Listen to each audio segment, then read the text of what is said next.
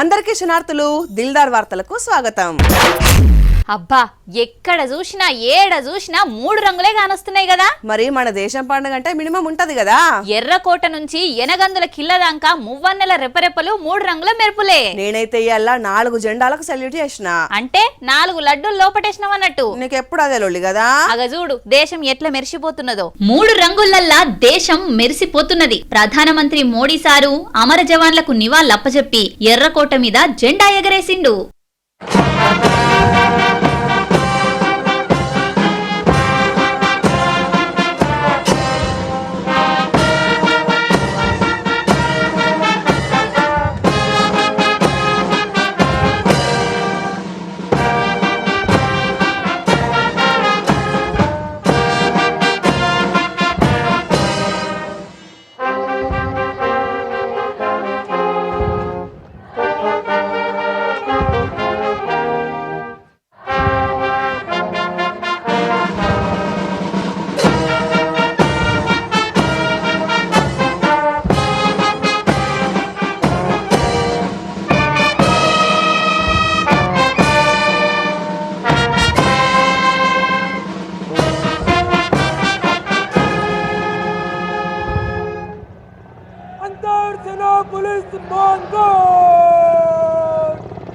దేశం మొత్తం 80వ స్వాతంత్ర దినోత్సవ వేడుకలు కండ్ల పండుగ లెక్కనే అయినాయి. అచ్చే స్వాతంత్ర దినోత్సవం నాటికి దేశంలో మహిళా బిల్లులు తీసుకొస్తాం, నారీ శక్తికి జేజేలు వలుకుతామని చెప్పుకొచ్చిండు. అట్లనే భారతదేశం ఎట్లా ముంగటికి పోతున్నదో చెప్పిండు.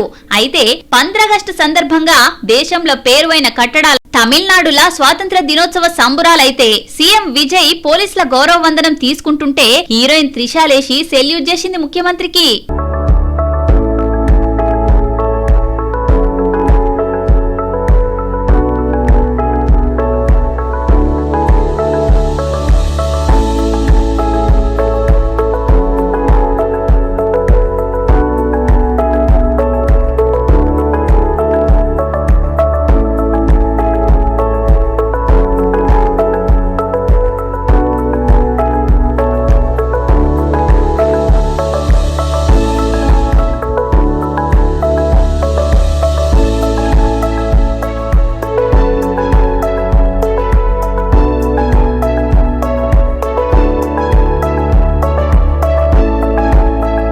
మువ్వన్నెల రెపరెపలు దేశం కోసం ప్రాణత్యాగం చేసిన మహాత్ముల త్యాగాలను తలుసుకొని ఆల బాటల నడిచి దేశాన్ని ఇంకింత ముంగడికి తీసుకుపోతామని ప్రతిజ్ఞ తీసుకున్నారు లీడర్లు.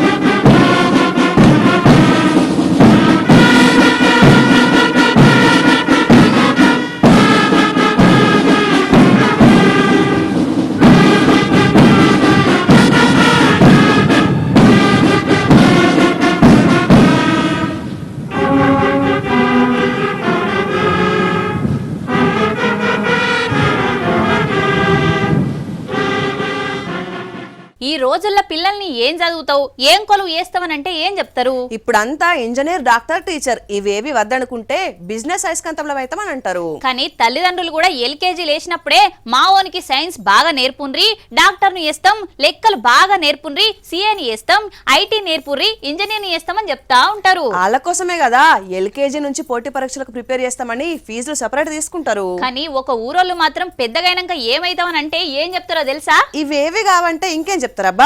దేశాన్ని కాపాడే జవాన్లమైతామని అంటారు. జై జవాన్. అది పేరినంగానే ఎట్లా జై కొట్టినాం, అది ఆ నౌకర్కున్న విలువ. ఇంతకు ఏ ఊరది? పోదాంపా. ఊరి పేరునే ఆర్మీ పల్లగా మార్చుకున్న నిజామాబాద్ జిల్లా అడవిమామిడి పల్లెలా ఇంటికో జవాన్ ఉంటాడంటే ఆశ్చర్యం లేదు. సర్వీస్ అయిపోయిన వాళ్ళు కొంతమంది, సర్వీస్లు ఉన్నోళ్ళు కొంతమంది, సర్వీస్ చేస్తేందుకు తయారుగున్నోళ్ళు ఇంకొంతమంది. దేశ రక్షణకు ఇట్లాంటి యువత కదా కావాలి. చిన్న పల్లెలా 40 మంది ఆర్మీలో ఏరి దేశ రక్షణలో భాగస్వాములు అవుతున్నారని గర్వంగా చెప్పుకుంటున్నారు ఉన్న ఊరోళ్ళు, ఆ జవాన్లను కన్నోళ్ళు. ఈ రోజుల్లో ఏ తల్లిదండ్రులైనా తమ పిల్లలు చదువుకొని బాగా సెటిల్ కావాలి, బయట దేశాలు పట్టుకొని పోవాలి, ఆస్తులు పోగేయాలి, అమ్మ నాయనలు చూడకుండా పడకున్నా పర్వాలేదు గాని వాళ్ళు మాత్రం అక్కడనే స్థిరపడాలని కోరుకుంటున్నారు. కానీ ఊరోళ్ళు కని పెంచి పెద్ద చేసి దేశం కోసం తమ పిల్లల్ని బార్డర్ కు పంపుతుంటారు. డాక్టర్ కొడుకును డాక్టర్ చేయాలనుకుంటాడు, ఇంజనీర్ కొడుకును ఇంజనీర్నే చేయాలనుకుంటాడు, ఒక్క జవాన్ కిసాన్ మాత్రమే వద్దనుకుంటున్నాడు. కానీ ఇట్లాంటి రోజులల్లా ఇంటర్ పూర్తిగానే ఇంజనీర్లు పీజీలు పిహెచ్డీలు చేసి జీతం కోసం కొలువుల కోసం పోటీ పడకుండా 12 అయిపోగానే ఆర్మీకి వేయేందుకు అప్లికేషన్లు పెట్టుకుంటారు. దేశ ప్రజలు గుండెల మీద చేసుకొని నిద్రవుతున్నామంటే బార్డర్ల జవాన్లు మనకు కావాలన్నారన్న ధైర్యమే కదా. కుటుంబాలు నిడిచిపెట్టి పుట్టిన గడ్డ కోసం దేశం కోసం సేవ చేస్తున్న ఈ ఊరికి రాష్ట్రంలోనే ఆర్మీ ఊరని పేరొచ్చింది. ఇంతకన్నా ఏం కావాలని సంతోషపడుతున్నారు. మన కోసం మన క్షేమం కోసం ఉన్న ఊరును కన్న తల్లిని కట్టుకున్న భార్యను కన్న పిల్లని నిడిచిపెట్టి ప్రాణాలు సైతం లెక్క చేయకుండా దేశం కోసం పోరాడుతున్న జవాన్లందరికీ దిల్దార్ తరపున దేశ ప్రజల తరపున సలాం, జై జవాన్. అవును బుజ్జి, మనకు సమస్యలొస్తే ఉద్యోగ సంఘాలు, నిరుద్యోగ సంఘాలు, విద్యార్థి సంఘాలు గిట్లా గుంపులు కట్టి ఉద్యమం చేస్తాం కదా. ఏందమ్మో ఏందో రెచ్చగొట్టే స్పీచ్లు ఇస్తున్నావు, ఏదన్నా ఉద్యమం లేపుదామనుకుంటున్నావా? హే ఆగు గాని, మరి జంతువులకు సమస్య వస్తే ఏం చేస్తాయి? అంటే ఇప్పుడు అవిటికి కూడా గ్రూపులుగా విడగొట్టి జేఏసీలు పెట్టి హక్కుల కోసం కొట్లాడమని రెచ్చగొడుతున్నావా?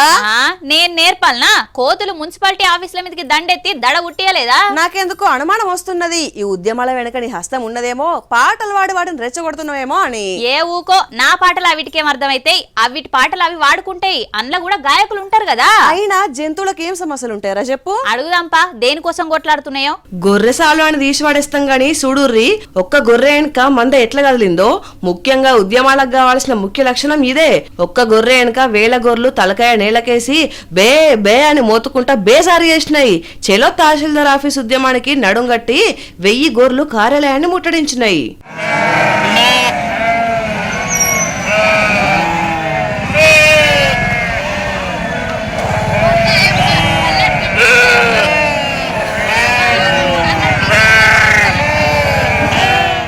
భూమి కోసం భుక్తి కోసం కొట్లాడినట్టు గట్టిగానే గుంపు కట్టిర్రు.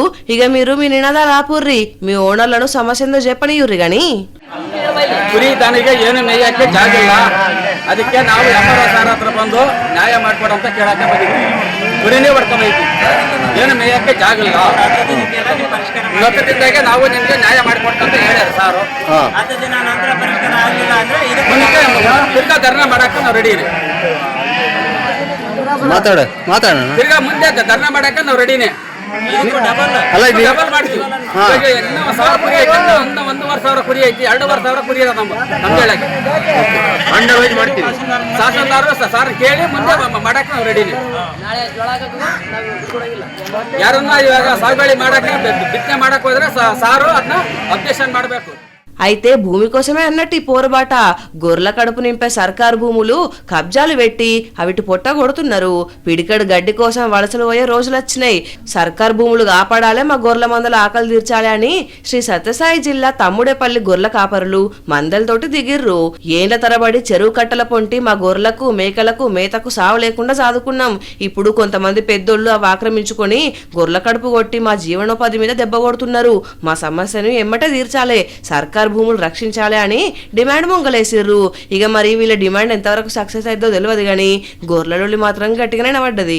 ఏం మారిందిరా ఈ 80 ఏళ్ల స్వాతంత్ర భారతదేశంలా? చాలానే మారింది. పేదల ఇళ్ల కరెంట్ వచ్చింది, రోడ్లు వచ్చినాయి, మంచినీళ్ళు వచ్చినాయి, చేతికి సెల్ ఫోన్ వచ్చింది, ఎక్కెదిరిగేందుకు బస్సులు వచ్చినాయి, రైళ్లు వచ్చినాయి. ఇన్నిగానం వస్తే ఏం వచ్చిందని అంటున్నావు? నువ్వు చెప్పినవన్నీ ఇంకా అందరికి రాలేదు. ఇంకా రోడ్లు లేని గ్రామాలు, కరెంటు లేని పల్లెలు, రవాణా సౌకర్యం లేని గ్రామాలు కోకొలలున్నాయి తెలుసునా? ఎవరు చెప్పిరు నీకు? రోడ్లు లేవా? ప్రధానమంత్రి గ్రామీణ సడకుల నిధులు ఎక్కడ పోయినాయి? రాష్ట్ర ప్రభుత్వాలు వేసే రోడ్ల పైకం ఏ పక్కకు పోతుంది? నేను అదే అడుగుతున్నా. 80 ఏళ్ల స్వాతంత్ర భారతవనిలా కనీస సౌకర్యాలు లేక గోసపడుతున్న ఆదివాసుల బాధే ఇది.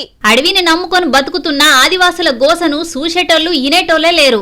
అల్లూరి సీతారామరాజు జిల్లా చోడవరం, మాడుగుల నియోజకవర్గాలల్లా కొండల మీద గుట్టల మీద కాలం గడుపుతున్న గిరిజనులకు రోడ్లు లేక పడుతున్న అవస్థలు అన్ని ఇన్ని కావుల్లా. కడుపు నొచ్చిన, గాశారం మంచిగా లేక, పామో తేలో ఉట్టిన డోలి కట్టుకుని దవాఖానికి పోతున్నారు. ఇక కొన్ని రోజుల కింద ప్రభుత్వాలు పట్టించుకుంటలేవని ఈయన్లే సొంతంగా రోడ్డేసుకున్నా అది వానలు పడి కొట్టుకపోయిందట. రెక్కలను నమ్ముకొని బతికే గీ బిడ్డల దగ్గర కోట్ల రూపాయలు ఎక్కడుంటే చెప్పుండ్రి. రోడ్ల కోసమే కాదు, వైద్యం కోసం, విద్య కోసం, కనీస సౌకర్యాల కోసం నిత్యం పోరాటం చేస్తూనే ఉన్నారు. అయినా ఎవరి మనసు కరుగుతలేదట. కోట్లు ఖర్చు పెడుతున్నారు కానీ మాకు రోడ్లు లేవు సార్. రైస్కి వెళ్ళాలన్నా 20 కిలోమీటర్లు వెళ్ళాలి, హాస్పిటల్కి వెళ్ళాలన్నా 20 కిలోమీటర్లు వెళ్ళాలి, ఓట్లు వేయడానికి కూడా ఒక 30 కిలోమీటర్లు వెళ్ళాలి సార్. కోట్లు ఖర్చు పెడుతున్నా రోడ్డులు లేవు. డెలివరీ సమయంలో ఆడవాళ్ళు ఎంత ఇబ్బంది పడుతున్నారో ఇక డోలు చూస్తే మీకు తెలిసిపోతుంది సార్. 80 ఏండ్ల స్వాతంత్ర దేశంలా ఇంకా రోడ్డు కోసం, వైద్యం కోసం, విద్య కోసం కొట్లాడుతూనే ఉన్నారు. ఇన్నేళ్ల నుంచి ఇలా దిక్కు చూసిన పాలకులే లేరు, అధికారులు లేరు. పనులు ప్రారంభించి శిలాఫలకాలనే ఇడిచిపెట్టిపోయినరట. రాను పోను నడకనే. అప్పుడో ఇప్పుడు జీబులొచ్చినా వానకాలం జయంగా బురదల దిగబడిపోతున్నాయి. ఇక గుర్రాల మీద ప్రయాణం చేస్తున్నారు. అడవిని నమ్ముకొని బతుకుతున్న ఆదివాసుల తలరాతలు మారే రోజు ఎన్నడొస్తుందోనని కళ్ళల్లో ఒత్తిలేసుకొని మరి చూస్తున్నారు ఈ అడవి బిడ్డలు. పొద్దున మనము లేవాలి, పళ్ళను బాగా తోమాలి. ఏం ఇంకా బడికి పోయే బుడ్డ పిల్లనే అని అనుకుంటున్నావా? ఎట్లా ఏమోరా, అప్పుడప్పుడు బడికి పోబుద్ది అవుతుంది నాకు. అప్పుడే మంచిగా చదువుకుంటే అయిపోయేది కదా. ఇప్పుడు నువ్వు స్కూల్ డ్రెస్ వేసుకొని బడికి పోతే పిల్లలు దడుచుకుంటారు నేను చూసి. అయినా బడికి పోయి ఏం చేస్తావు చెప్పు? మేడానికి జుట్టెత్తా. నిజం రా, గీ మేడానికి మంచిగా జుట్టేసి 4 పాఠాలు గట్టిగా ఎప్పొస్తా. ఏ మేడం ఏం కథ చూపిత్తా. పిల్లలకు మంచిగా బోర్డు మీద అర్థం కాని పాఠాలని 1కి 2 సార్లు చెప్పాల్సిన మేడం మంచిగా మహారాణి లెక్క కుర్చీలో కూసోని స్టూడెంట్స్ తోటి ఎంటికలు అల్లించుకుంటున్నది. సుఖం వస్తే ముఖం గడగ తీరలేదని అన్నట్టు నీకు ఇక్కడనే దొరికిందా అమ్మా? మహబూబాద్ జిల్లా కే సముద్రం మండలం మహమ్మద్ పట్నం కస్తూరిబా గాంధీ బాలికల విద్యాలయంలో గీ తీరులా పిల్లగాళ్ళతోటి చాకరీ చేయించుకుంటున్నది మేడం. ఈమె పేరు అర్చననట. 15 ఆగస్టు గోళిగా అవార్డు లెవెల్కో ఇస్తున్నారు సార్లు. గిసొంటోళ్ళను కదా మీరు గుర్తించేయాల్సింది. ఇక ఈమె కథ గిట్లు అగో ఏంది లైను నేషనల్ హైవే లెక్క పొడుగున్నది, పిల్లల చేతుల బకెట్లున్నాయి కదా అని అంటే మార్కాపురం జిల్లా పుల్లల చెరువు కస్తూరిబా బాలికల కోసగిది.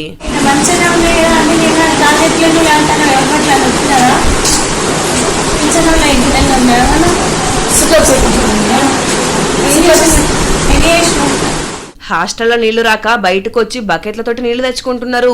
పెద్ద సార్లకు చెప్పిర్రట గాని వాళ్ళు పట్టింపు లేనట్టే చేస్తున్నారట. ముచ్చట మంత్రి లోకేష్ అన్నకు తెలియనట్టున్నది. తెలిస్తే ఇంతసేపు ఉంచకపోయేటోడు గాని ఒక పూట పస్తులైనా ఉంటారు గాని నీళ్లు లేకుండా ఉండు కట్టం కదా. జరా జల్దిన ఈ గోసం తీరుస్తే మంచిగుంటదని అంటున్నారు పిల్లలు. ఇక్కడెక్కడ ట్యాంకర్లు స్టార్ట్ అయ్యాయి, కనీసం వీళ్ళకి వాటర్ వరకన్నా అందించవచ్చు కదా. పొద్దున్నే వీళ్ళు చదువుకోవాలా లేదా నీళ్ళ కోసం ఇలాగా? అన్ని గ్రౌండ్ లెవెల్ వాటర్ పడిపోతున్నాయి, కానీ మీరు ఇలా బకెట్ తీసుకొని ఇలా ఎంతమంది ప్రతి ఒక్కళ్ళు ఎర్లీ మార్నింగ్ రెడీ అవ్వడానికి ఇప్పుడు వాటర్కి ఎక్కడికి వెళ్ళాలా? అసలు రామాయణానికి కారణం ఎవరు చెప్పురా? ఇంకెవలు? మీ గురువు మందరనే. ఏ కాదు, దశరథుడే. కైకకు మాటియకుంటే అయిపోవు. ఇచ్చిన మాటకు కట్టుబడి ఉండు తప్పు కాదు. రాముణ్ణి ఎంబోను అంటే అయిపోతుండే. తండ్రి మాటకు ఎదురు చెప్పని కొడుకు కాబట్టే కదా ఇదంతా. అన్ని కోణాలు ఆలోచిస్తే లేడీనే ప్రధాన కారణం అనిపిస్తున్నది. కరెక్టే, సీతమ్మ లేడే. ఆమెను చూసి అన్నకి చెప్పిన శూర్పణఖ కూడా లేడే. ఏ ఇంగ్లీష్ లేడీ కాదు, తెలుగు లేడీ. తెలుగు లేడీనా? ఏ కాండాలు ఉన్నది? ఇక నీకు అరణ్యకాండ, సుందరకాండ అని రామాయణం అంతా చెప్తారు. ఇప్పుడు తెలుగు లేడీ అంటే ఏందో చూపెడతాపా.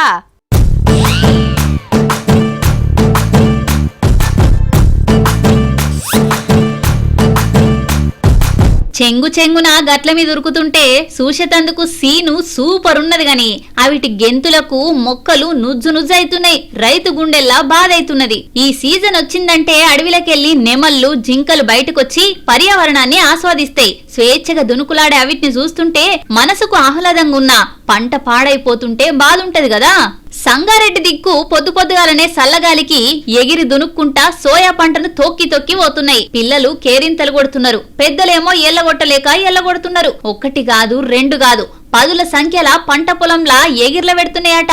ఐటికేమనిపిస్తున్నదో మనుషులకు బోరుగొట్టి కొండలు, గుట్టలు, జలపాతాల బాట పట్టినట్టు వీటికి అడవిల బోరుగొట్టి ఊర్లు టూర్ల మీద మనసు మళ్ళిందేమో మరి.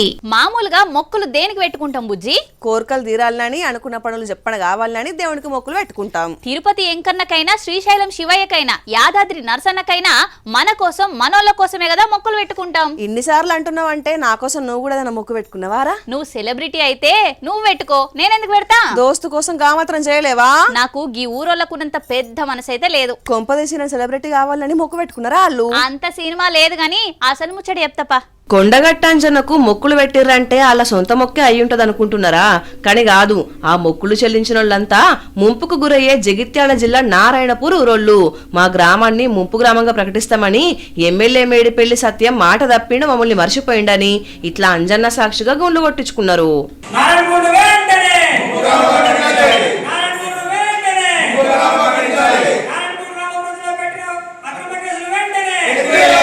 ఓట్లప్పుడు మాటిచ్చిండు గెలిచిన 6 నెలలను నెరవేరుస్తానని ఇప్పుడు మర్చిపోయిండట. మీకు ఒక్కరికేనా ఇంకా చాలా హామీలు ఇస్తారు కదా, ఆ పనులలో బిజీగా ఉండి వీళ్ళని మర్చిపోయినట్టున్నాడు. మీదంగా మమ్మల్నే బెదిరిస్తున్నారు, మాకు ఇచ్చిన హామీ నెరవేర్చేదాకా ఈ ఉద్యమం ఆపేదేలేదని అంజన్న సాక్షిగా గిట్ల గుండు కొట్టుకొని నిరసన తెలిపిర్రు. మరి చూడాలే అంజన్న దయతోటి వీళ్ళ సమస్యకు దారి దొరుకుద్దా లేదా అనేది.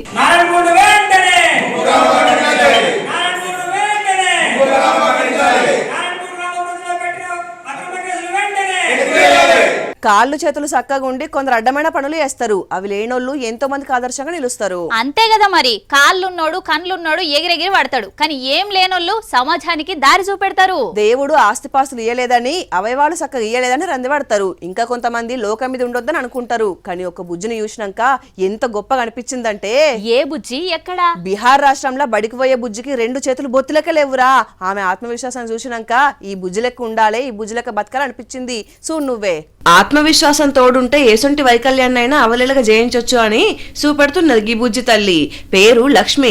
చిన్నప్పటి నుంచే చేతులు లేవు, గుండెల నిండా ధైర్యం నింపుకొని అందరికంటే చదువుల ముందు ఆటల ముందే ఉంటున్నది. నోటితోటి బ్యాగును బెంచ్ మీద పెట్టుకొని అటెంక కాలి వేళ్ల నడుమ పెన్ను పెట్టుకొని నోట్బుక్ లో అక్షరాలు రాస్తున్నది. 2 చేతులు ఉన్నోళ్ళు రాసిన దానికంటే చాలా మంచిగానే రాసింది లక్ష్మి. సార్లు ఎంత హోంవర్క్ ఇచ్చినా అల్గగా వేసి పడేస్తున్నది. పరీక్షలల్లో అందరికంటే ఎక్కువ మార్కులు తెచ్చుకున్నదట. ఆటలల్లా పాటలల్లా అందరికంటే ముందే ఉంటున్నదట. పిల్లలు చూస్తున్నారు కదా, ఈ బుజ్జికి 2 చేతులు లేకపోయినా బడికి ఒక్క రోజు కూడా సెలవు పెట్టదట. అమ్మ నాన్నలను అసలు సతాయించదట. పేద కుటుంబం అది కావాలి ఇది కావాలని ఏం అడగదట. మరి ఈ లక్ష్మినే చదువులలో గింత హుషారుగుంటే అన్ని ఉన్న మీరు ఇంకెంత హుషారుగా ఉండాలరా పిల్లలు. నువ్వు బడికి పోని ఏడ్చే పిల్లలకు చదువుకోని పిల్లలందరికీ నువ్వొక అందమైన పాటనివిరా బుజ్జి. ఇవుల్లా ఇయాల్టి దిల్దార్ వార్తలు. మళ్ళొచ్చే దిల్దార్ వార్తలల్లా మళ్ళా కలుద్దాం. అంతవరకు చూస్తూనే ఉండండి వనిత టీవీ. నమస్తే.